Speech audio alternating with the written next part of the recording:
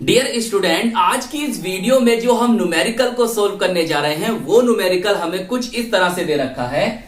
आपको एक 6 वोल्ट वैद्युत वाहक बल तथा 1 ओम आंतरिक प्रतिरोध की सेल के साथ दो बाह्य प्रतिरोध R1 2 ओम R2 3 ओम दिए जाते हैं।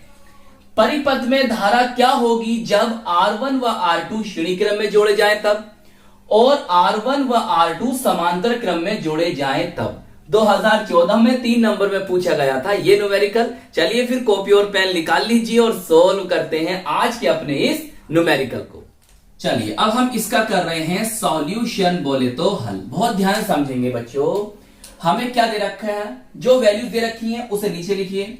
हमें दे रखा है 6 वोल्ट वैद्युत वाहक बल, बोले तो capital E is equal to 6 volt, और आंतरिक प्रतिरोध दे रखा है हमको 1 ओम। तो आंतरिक प्रतिरोध बोले तो small r is equal to 1 ohm, और बाह्य प्रतिरोध दे रखे हैं sir R1 is equal to 2 ohm, चाहे सिंबल बना दो ओम का, ओम, और R1 बराबर 2 ओम और R2 बराबर 3 ओम दे रखा है। सही। और हमें इन कंडीशन धारा के मान को कैलकुलेट करना है। तो देखिए अब हम किस तरह से इसे कैलकुलेट करेंगे उसे समझना है। देखो पहली कंडीशन है R1 व R2 श्रेणी क्रम में जोड़े जाएं तब।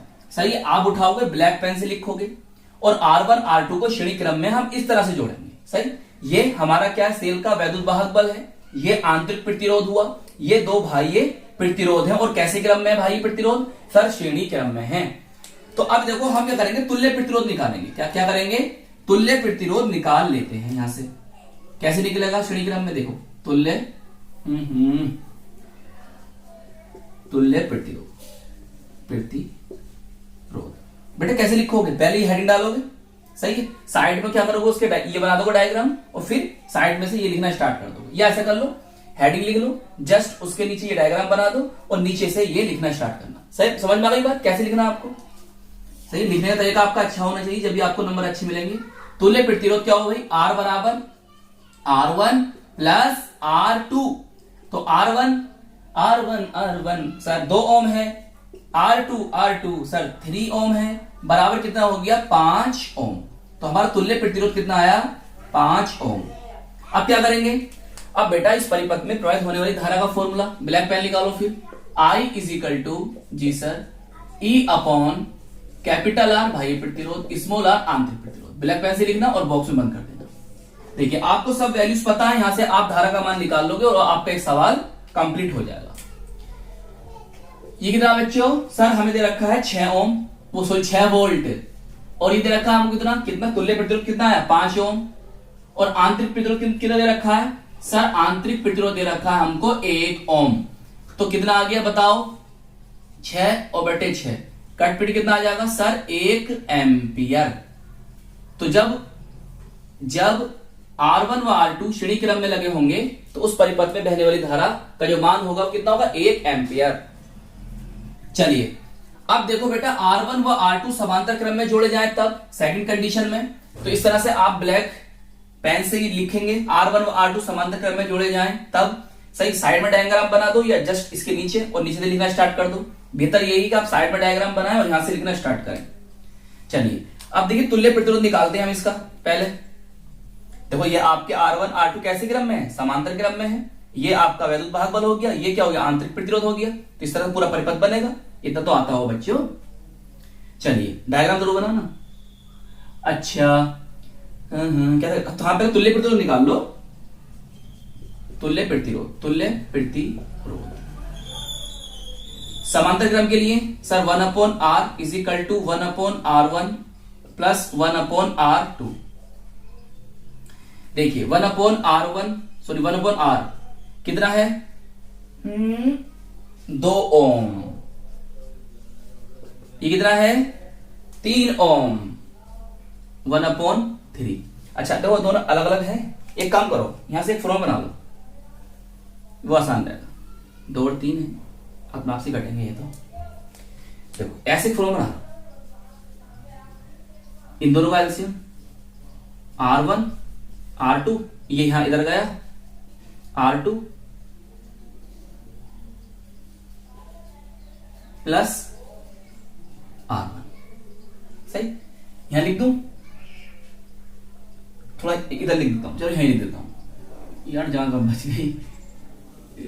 आप कैसे लिखना आपको पता ही, मैंने बता दिया। अच्छे से लिखना कॉपी में, यही लिख देता हूं एक लाइन। तो देखो इसके बाद का मैं यहां लिख रहा हूं, इसे मैं पलट दूं तो बन जाएगा R is equal to R1 R2 upon R2 plus R1, सही। एक नया फॉर्मूला आप पे बन गया। अब इसकी वैल्यू रख दो R की, तो तुल्य प्रतिरोध R1 बोले जाओ सर 2, R2 सर 3, R2 3, फिर R1 2, ऊपर कितना हो गया सर 5 बटे 6, 5 आगा 2 3 6 बटे ये, सही। इतना आ गया R बराबर 6 बटे 5 ओम, सही। अब क्या करोगे, अब ये फॉर्मूला लगाओ, फिर ब्लैक पेन निकालिए, फॉर्मूला लगाइए I is equal to E upon capital R plus small r, capital R plus small r, और इस तरह से इसे डिब्बे में बंद कर दो।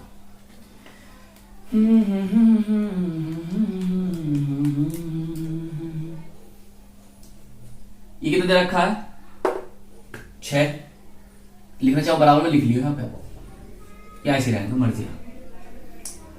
आपका आंतरिक प्रतिरोध तो 1 ओम है, और बाह्य प्रतिरोध कितना आ गया 6/5 प्लस 1, सही। बताओ इतनी बात समझ में आई या नहीं आई?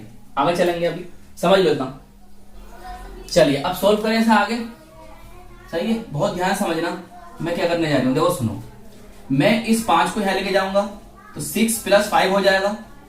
अरे चलो लिख के दिखाता हूं, I is equal to 6 upon 6 plus कितना हो जाएगा बच्चों 5 अपॉन 5, ये कितना हो 11 हो गए, और ये ऊपर जाएगा 5।